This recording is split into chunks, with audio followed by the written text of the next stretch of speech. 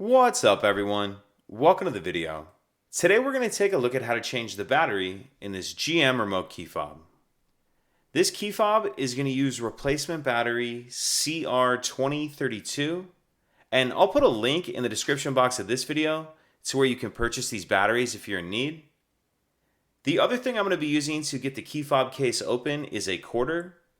A quarter is really ideal, it's the perfect size, but if you don't have one of these handy, you can use a similar coin or even a flathead screwdriver works, but again, a quarter really is ideal.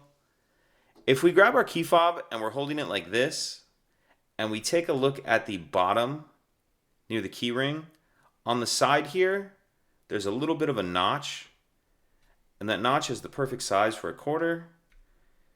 Go ahead and stick it in there like that. And then what I'm going to do once that quarter's in that notch is just twist it like I'm opening a lock with a key. So push it in that notch, make sure it's all the way in there, and then twist. And as you do that, it pops the case open. You can go ahead and pull the case apart. Now we see our battery right here. I'm just going to slide it out of that holder like that.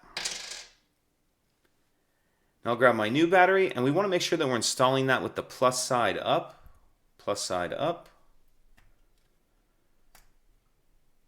Go ahead and slide it in there, and if you find it easier, this circuit board also kind of comes out of this rubber piece if you need a little more room to work with to get the battery out. But once you have your battery installed like that, we can go ahead and snap the two halves back together, and that's it.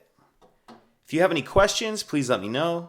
If you could take a second to like and subscribe, it helps us out, and I'd appreciate it. Thank you.